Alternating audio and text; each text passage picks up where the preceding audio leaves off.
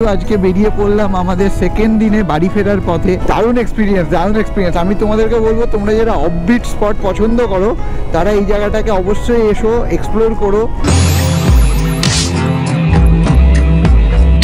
Debkunda waterfall, ওটাও কিন্তু দুর্ধর্ষ একটা সুন্দর জায়গা। এরকম ঘন জঙ্গল আর এরকম মাটির রাস্তা।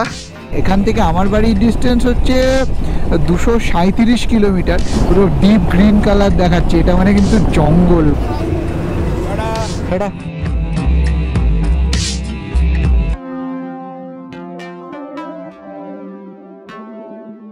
গুড মর্নিং বন্ধুরা, গতকালকে এসে পৌঁছেছিলাম কুলডিহা রিজার্ভ ফরেস্টের এই সাই ঈশ্বরী রিসর্টে। খুব সুন্দর জায়গা, খুব ভালো লাগলো রিসর্টটায় থেকে। এমনিতে পরিষ্কার পরিচ্ছন্ন, রুমগুলো সুন্দর, লোকেশনটা খুব সুন্দর, আর স্টাফদের বিহেভিয়ার একটু পোলাইট হলে ভালো হতো। সেটা বড় কথা নয়, জায়গাটা সুন্দর, তাই সমস্ত কিছু সুন্দর লাগছে। আর আমরা কিন্তু আজকে বেরিয়ে পড়লাম আমাদের সেকেন্ড দিনে বাড়ি ফেরার পথে। কিন্তু আমরা কিন্তু ডিরেক্ট বাড়ি যাব না, আমাদের কিন্তু আরও অনেক কিছু করার আছে। সেটা হচ্ছে আজকের অনেকগুলো সাইট সিইং আছে। যেরকম আমরা এখন প্রথমেই যাচ্ছি হচ্ছে ঋষিয়া ড্যাম। খুব সুন্দর একটা ড্যাম, এই পাহাড় তোমরা দেখতে পাচ্ছ, পাহাড়ের কোলে একটা ড্যাম আছে, সেখানে আমরা যাচ্ছি। সকালবেলা ব্রেকফাস্ট আমরা করেই বেরিয়েছি। সকালবেলা ব্রেকফাস্টে ছিল লুচি, তরকারি আর মিষ্টি। খাবারের টেস্ট ঠিকঠাক ডিসেন্ট। আর গতকালকে ডিনারে ছিল হচ্ছে ভাত অথবা রুটি, চিকেন আর আলু ভাজা। ওই খাবারের টেস্ট ডিসেন্ট। তো এখন আমরা বেরোলাম। আমাদের রিসর্ট থেকে ঋষিয়া ড্যামের ডিস্টেন্স হচ্ছে 32 কিলোমিটার। তার মধ্যে আমরা অলরেডি 5 কিলোমিটার চলে এসেছি। তো এখান থেকে যেতে আর হয়তো 40 মিনিট মতো সময় লাগবে, কারণ এটা লোকাল রাস্তা বোথ ওয়ে। বেরিয়ে ফার্স্টে আমরা রিফুয়েল করালাম। আমাদের রিসর্ট থেকে 2 কিলোমিটার দূরেই ছিল একটা ইন্ডিয়ান অয়েলের পেট্রোল পাম্প। ওহো, কি সুন্দর জঙ্গলের মধ্যে দিয়ে রাস্তা দেখো। ঋষিয়া ড্যাম যাচ্ছি আমরা এখন। আমাদের রিসর্ট থেকে বেরিয়ে 10 কিলোমিটার এসেছি, এখনও 20 কিলোমিটার যেতে হবে। দুর্ধর্ষ রাস্তা, মানে একদম ঘন জঙ্গল, দুপাশে ঘন জঙ্গল, মাঝখান দিয়ে আলো ছায়ার মতো রাস্তা। জাস্ট দারুণ। তোমরা এখানে যখন আসবে এই সাইট সিইংগুলো কিন্তু অবশ্যই করবে। আর এর সাথে ইমামি জগন্নাথ টেম্পল বলে একটা টেম্পল আছে। তো ওটা কালকে আমি যাইনি, কিন্তু আমাদের গ্রুপের অনেকেই গিয়েছিল। আমরা তো রিসর্টে বসে আড্ডা মারছিলাম। ওটাও কিন্তু তোমরা যেতে পারো। পঞ্চলিঙ্গেশ্বর তো তোমাদের দেখিয়েছি গত ভিডিওতে। এর আগের ভিডিওটাতে যদি না দেখে থাকো তাহলে অবশ্যই এই ভিডিওটার আগে ওই ভিডিওটা দেখে নাও, তবে তো এই জার্নিটা ভালো লিঙ্ক করতে পারবে। আর আজকের এই রাস্তাটা, ঋষিয়া ড্যামটার, আমার এখন পর্যন্ত আসা বেস্ট রাস্তা মনে হলো। এই ট্রিপের বেস্ট রাস্তা লাগলো।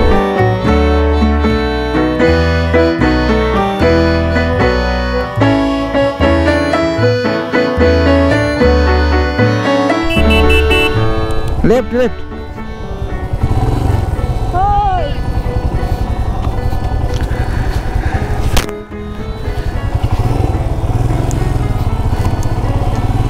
उत्साहे चले गए मुश्किल भाई। আমরা কিন্তু ঢুকে গেলাম মেন রোড থেকে বাঁদিকে ঋষিয়া ড্যামের রাস্তাতে। আর এখানে কিন্তু রাস্তাটা আরও ন্যারো রাস্তা, কিন্তু একদম সরু জঙ্গলের মধ্যে দিয়ে যাচ্ছি। দুপাশে শুধু জঙ্গল, আর মাঝে মধ্যে দু একটা দেখতে পাচ্ছি এখানে আদিবাসী যারা এখানে আছে তাদের বাড়ি ঘর। তো প্রচণ্ড অ্যাডভেঞ্চারাস একটা রাস্তা, মানে দারুণ এক্সপিরিয়েন্স। আমি তোমাদেরকে বলবো, তোমরা যারা অফবিট স্পট পছন্দ করো তারা এই জায়গাটাকে অবশ্যই এসো, এক্সপ্লোর করো। এখানে আমরা যে রিসর্টটা ছিলাম সেটা ছাড়াও এখানে অনেকগুলো রিসর্ট আছে। পঞ্চলিঙ্গেশ্বরের মন্দির আছে, মন্দিরের কাছাকাছি অনেক হোটেলও পেয়ে যাবে। তো ভালো ভালো রিসর্ট আছে কিছু দেখলাম। তো খুব সুন্দর জায়গা।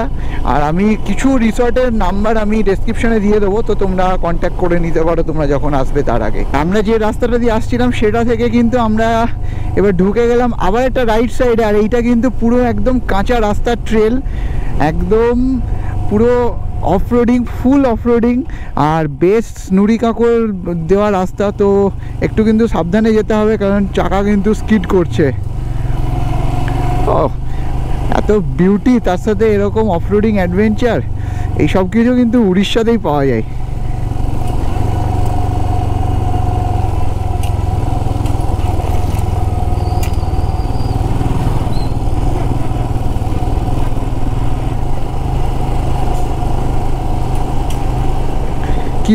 কি রাস্তা, ওয়াও ওয়াও ওয়াও।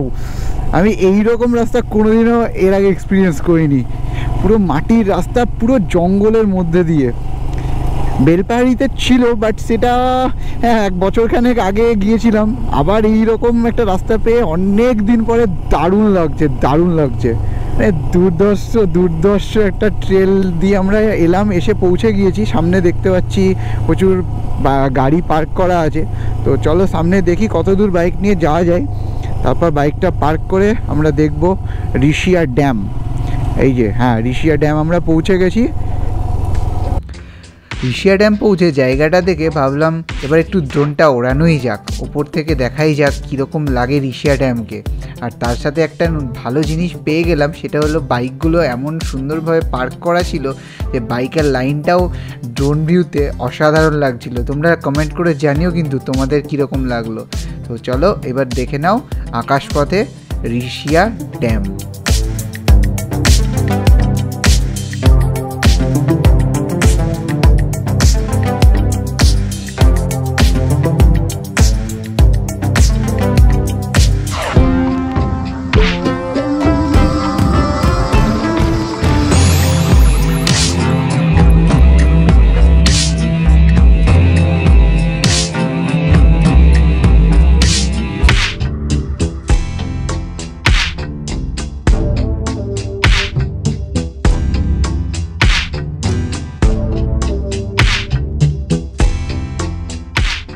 আমি যখন ড্রোনের কন্ট্রোলার নিয়ে ড্রোন ওড়াতে ব্যস্ত, আমি তো খেয়ালই করিনি আমার সামনে কি হচ্ছে না হচ্ছে। কিন্তু যখন ড্রোনটা নামাতে গেলাম তখন দেখি একই অবস্থা, আমাদের গ্রুপের মেম্বাররা নাচানাচি করছে, তাও আবার অন্য পিকনিকের দলের গানের তালে। সত্যি WTOBর পাবলিকরা পারেও বটে। তো নাচা গানার পরে এবার আমরা যাব নেক্সট পয়েন্টে। আমরা ঋষিয়া ড্যাম থেকে এখন বেরিয়ে গেলাম সেই অফরোডিং ট্রেলটা দিয়ে, যেটা দিয়ে আমরা এসেছিলাম সেটা দিয়ে আমরা এখন ব্যাক করে মেন রোডে যাব। মেন রোডে ব্যাক করার পর যাবো হচ্ছে দেবকুণ্ড ওয়াটারফল। ওটাও কিন্তু দুর্ধর্ষ একটা সুন্দর জায়গা। এখান থেকে হচ্ছে দেবকুণ্ড ওয়াটারফলের ডিস্টেন্স 45 কিলোমিটার। তো যেতে আমাদের অলমোস্ট 1.5 ঘন্টার কাছাকাছি সময় লাগবে, কারণ ওখানেও কিন্তু কিছু অফরোডিং ট্রেল আছে। এখানে তো তোমাদেরকে দেখালামই কত সুন্দর ছিল এই ড্যামের চারপাশের সারাউন্ডিংসটা, খুব সুন্দর জায়গা। তো পাশের যে ড্যামের যে ওয়ালটা, ওখানে ধরে অনেক দূর পর্যন্ত যাওয়া যায়। তো খুব সুন্দর সিনিক জায়গা। অনেকে পিকনিক করছিল, তোমরা দেখলে গান টান বাজিয়ে নাচ টাচ করছিল। তাই গোপ্রোতে আর সেভাবে আমি ব্লগ করলাম না কপিরাইটের ভয়ে, কোন উড়িয়া গানে কি কপিরাইট দেবে কে জানে। তো আবার উঠে গেছি মেন রোডে। এটা হচ্ছে SH19 স্টেট হাইওয়ে। তো এটা ধরেই আমাদের যেতে হবে 35 কিলোমিটার এখান থেকে। তো চলো এই রাস্তা দিয়ে আমরা সবাই মিলে একসাথে এগিয়ে যাই আমাদের আজকের দিনের লাস্ট সাইট সিইংয়ের জন্য। তারপরেই কিন্তু আমরা চলে যাব বাড়ির পথে। তবে যে রাস্তা দিয়ে এসেছি অবশ্যই সেই রাস্তা দিয়ে যাব না, কারণ সেটা বোরিং হয়ে যাবে তোমাদের জন্য, তাই না? তাই জন্যই কিন্তু আজকের উইকেন্ড রাইড হলো 2টো এপিসোড, আগের এপিসোডটা আর আসা, আর আজকের এপিসোডটা কিন্তু যাওয়ার। তো আজকের এপিসোডটাও কিন্তু তোমরা লাস্ট পর্যন্ত দেখো, কারণ আজকে নতুন একটা রাস্তা দিয়ে যাব, খুব সিনিক রোড, দারুণ লাগবে তোমাদের।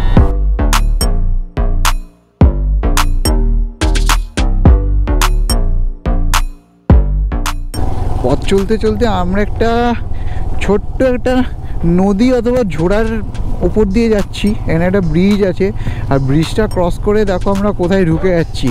গভীর জঙ্গল, একদম গভীর বাঁশ জঙ্গল, পুরো বাঁশের ঝাড় চারদিকে। এখানে কংক্রিটের রাস্তাটা ভালোই, কিন্তু এত ঘন বাঁশ জঙ্গলের মধ্যে দিয়ে বাইক চালানোর এক্সপিরিয়েন্স আমার তো এটা ফার্স্ট। দেবকুণ্ড ওয়াটারফল যাওয়ার রাস্তাটা মানে চমকই চমক, শুধুই চমক। প্রথমে তো পেলাম একটা ঝোড়া, তারপরে পেলাম হচ্ছে ওই রকম ঘন বাঁশঝাড়। সেটা পার করে আমরা যখন আরেকটু এগিয়েছি তখন হচ্ছে এইরকম দুপাশে বিস্তৃত, এদিক দুদিকে পুরো পাকা ধানের ক্ষেত।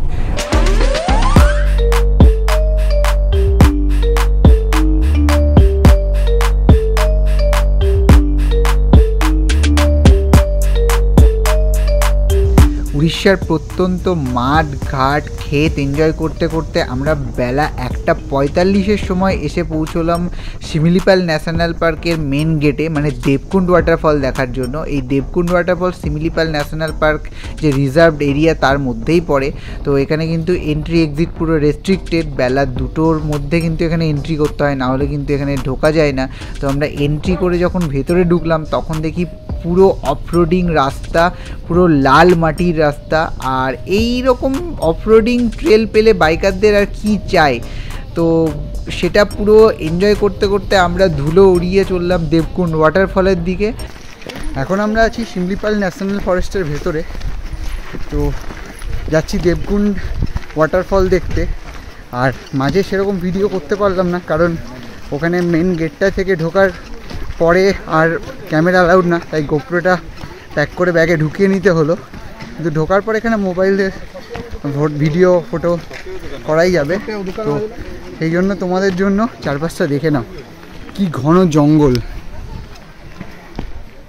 এইরকম ঘন জঙ্গল আর এরকম মাটির রাস্তা, এখান দিয়ে হেঁটে যেতে হবে। কত কিলোমিটার জানি না, ম্যাপে অফলাইন ম্যাপে দেখাচ্ছিল 1.1 কিলোমিটার। আর এখানে কোনো নেটওয়ার্ক নেই, কাজেই কোনো অনলাইন ম্যাপেরও আশা করো না, একটু পায়ে হেঁটে যেতে হবে। চলো দেখা যাক কতটা। অনেকে বললো 4 কিলোমিটার। 4 কিলোমিটার মনে হয় না, গেলেই বুঝতে পারবো। হাঁটতে পারবে তো? হ্যাঁ, ট্রেক করা অভ্যাস করছি। দাদা আজকে তাহলে মর্নিং ওয়াকটা হয়ে গেল এখানে? মর্নিং ওয়াক হয়ে গেল।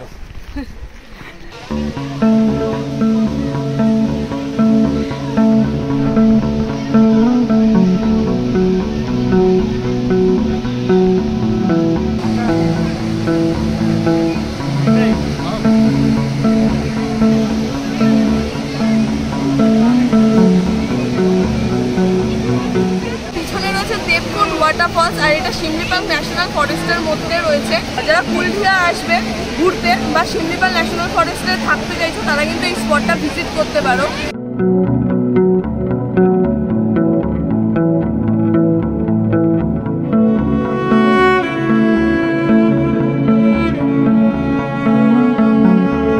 দেবকুণ্ড ওয়াটারফল দেখে এখন আমরা ফিরছি আবার মেন গেটের দিকে।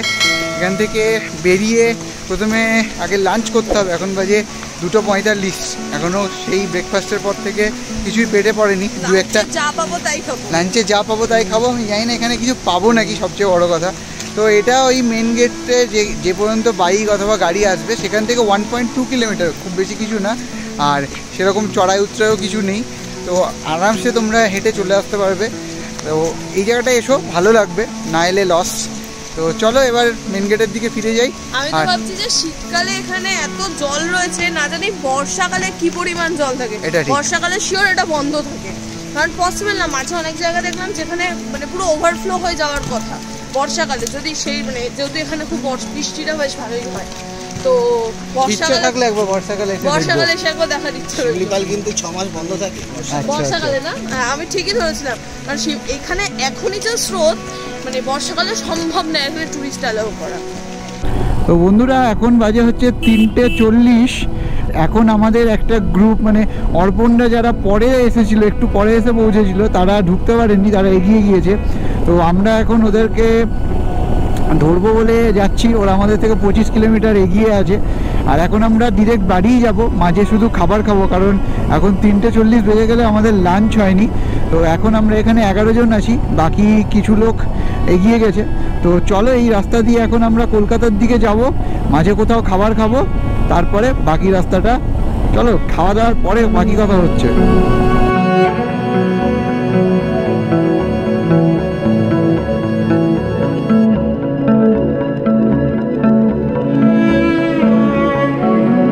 আমরা এখন এসে পৌঁছেছি বাড়িপোদা, জায়গাটার নাম বাড়িপোদা।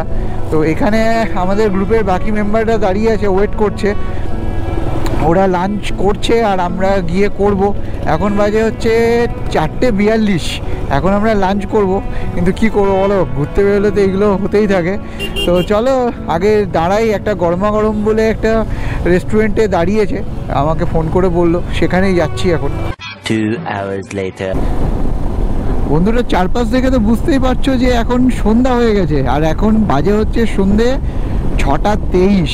সন্ধ্যা হয়েই গেল খেতে খেতে, মানে লাঞ্চ করলাম আমরা ইভিনিংয়ে। আমরা দাঁড়ালাম বাড়িপোদাতে, ওখানে গরমা গরম বলে একটা রেস্টুরেন্ট ছিল, ওখানে বিরিয়ানি খেলাম, মাটন বিরিয়ানি। অনেকদিন পর মাটন বিরিয়ানি খেলাম, তাও উড়িয়া স্টাইলে, ভালো লাগলো খেতে। তার সাথে নিয়েছিলাম চিকেন কষা। তো 310 টাকা বিল হলো, কিন্তু খাবারটা ভালো ছিল, আমার তো বেশ ভালো লেগেছে। সারাদিন পরে খিদের পেটে যা পাওয়া যায় সেটাই ভালো লাগে, বাট স্টিল খাবারটা সত্যি ভালো ছিল। আর তারপরে আমরা 6টার সময় অলমোস্ট ওখান থেকে বেরিয়ে আবার স্টার্ট করলাম। এখান থেকে আমার বাড়ির ডিস্টেন্স হচ্ছে 237 কিলোমিটার। তো তার মধ্যে খানিকটা চলেই এসেছি, এখন আর 207 কিলোমিটার বাকি আছে। আর আমরা কিন্তু উড়িষ্যা ছেড়ে দিয়ে আবার আমাদের ওয়েস্ট বেঙ্গলে ঢুকে গেছি। আর এই হচ্ছে আমরা ঝাড়গ্রামের মধ্যে দিয়ে যাচ্ছি এখন, মানে ঝাড়গ্রাম ডিস্ট্রিক্টের মধ্যে দিয়ে। তো কোনো একটা ব্রিজ পার করছি এবার। কিছুটা একটা বড় নদী আছে, কি নদী জানি না। এখন ওই SH19 থেকে এসে পড়লাম হচ্ছে শালডিহাতে। আর এখান থেকে কিন্তু আমরা NH ধরলাম, NH49, যে রাস্তাটা আমাদের অনেকেরই পরিচিত রাস্তা। কি বন্ধুরা তোমরা এসেছো তো এই রাস্তা দিয়ে নাকি, আর নাকি কেউ আসোনি? তো সামনেই আমরা পাবো কিন্তু লোধাশুলির জঙ্গল। আমার লাইফে ফার্স্ট টাইম আমি লোধাশুলির জঙ্গলের মধ্যে দিয়ে রাত্রিবেলা যাচ্ছি। মানে এখন বাজে হচ্ছে 7:15 সময় যাচ্ছি, মানে যেতে যেতে 7:30 ক্রস হয়ে যাবে। তো আমার কাছে এটা ভীষণ রকমের একটা অ্যাডভেঞ্চারাস ব্যাপার হতে চলেছে। চলো দেখি, যদি কিছু ক্যামেরাতে আসে তো দেখাবো, আর যদি পুরো অন্ধকার থাকে তাহলে হয়তো সেরকম কিছু দেখতে পাবে না। তো চলো দেখি, বাকি রাস্তাটা ভালো মতোভাবে কভার করি। তোমরা কতটা দেখতে পাচ্ছ বা বুঝতে পারছো জানি না, মানে দুপাশে একদম ঘন জঙ্গল। ম্যাপে দেখো পুরো ডিপ গ্রিন কালার দেখাচ্ছে, এটা মানে কিন্তু জঙ্গল গুগল ম্যাপে। আর এখানে কিছু লরি যাচ্ছে, তাও সংখ্যায় অনেক কম। আদারওয়াইজ যা গা ছমছমের জায়গা না, মানে সত্যি অনেকে অনেক কিছু বলে লোধাশুলির জঙ্গল নিয়ে, মানে সেগুলো শুনেছি, মানে সেইগুলো ভেবে এখন জাস্ট লোম খাড়া হয়ে যাচ্ছে। মানে এই জায়গাটা মনে হচ্ছে কতক্ষণে যেন পার করব। ভালোই যাচ্ছি, ধীরে ধীরে যাচ্ছি। এই জায়গাটা দাঁড়াতে মানা করে সন্ধ্যের পর, বিকেলের পর। তো দাঁড়াবোও না, আমরা একটা সুন্দর স্পিড ধরে আমরা এই জায়গাটা ভালোভাবে পার করে যাব। এখন দেখতে পাচ্ছ অনেক আলো, বাঁদিকে কলকারখানা, তার মানে কিন্তু আমরা এসে পৌঁছে গেছি খড়গপুর। আর এই জায়গাটা লরির কিন্তু খুব ভালোই জ্যাম আছে, তাও কাটিয়ে কাটিয়ে মোটামুটি যাচ্ছি। তো প্রচুর লরির চাপ আছে এখন, এই ফ্যাক্টরিগুলো থেকে মাল বেরোচ্ছে, তারপরে লেবারদের ছুটি হচ্ছে, প্রাইভেট বাইক, প্রাইভেট গাড়ি, সমস্ত কিছু মিলিয়ে বেশ টাইম কনজিউম করে নিল এই খড়গপুরটা। তো চলো খড়গপুরটা ক্রস করি, তারপর গিয়ে আমরা রাইট সাইড নেব কোলাঘাটের জন্য। এটা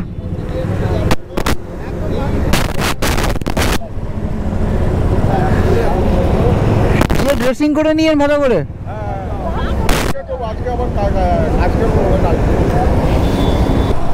তো আমরা কোলাঘাটে রেণুকা হোটেলে চিকেন পকোড়া চা দিয়ে ইভিনিংয়ের স্ন্যাক্সটা ভালোই করলাম। আর বাকিরা একটু পরে এলো, তারা হোটেল সন্দীপাতে দাঁড়িয়েছিল। তো ওরা এখন স্ন্যাক্স করছে, ইভিনিং স্ন্যাক্সটা। লেট ইভিনিং হয়ে গেল, বাট কই নেই, বাইকারদের কাছে এইসব টাইম আমার ম্যাটার করে না। আমরা এখন বেরিয়ে যাচ্ছি, বিকজ এখন 9:53 বাজে। আমাদেরকে এখন পৌঁছাতে হবে, আমাদের যেতে 1 ঘন্টা মতো সময় লাগবে কোলাঘাট থেকে।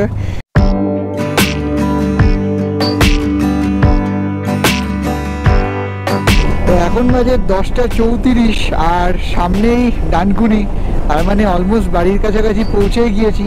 তো দেখতে দেখতে একটা 1 নাইট 2 ডেজের একটা উইকেন্ড ট্রিপও কমপ্লিট হলো। মানে প্রত্যেকটা ট্রিপ যখন কমপ্লিট হয়ে আবার বাড়ির দিকে ফিরি, তখন মনের ফিলিংসটা খুব ভালো থাকে। তবে হ্যাঁ, গ্রুপ রাইড থেকে ফেরার সময় মনে যতটা আনন্দ থাকে, একটু একটু দুঃখও থাকে, কারণ আবার সেই কতদিনের অপেক্ষা, তারপরে আসবে আবার একটা গ্রুপ রাইড।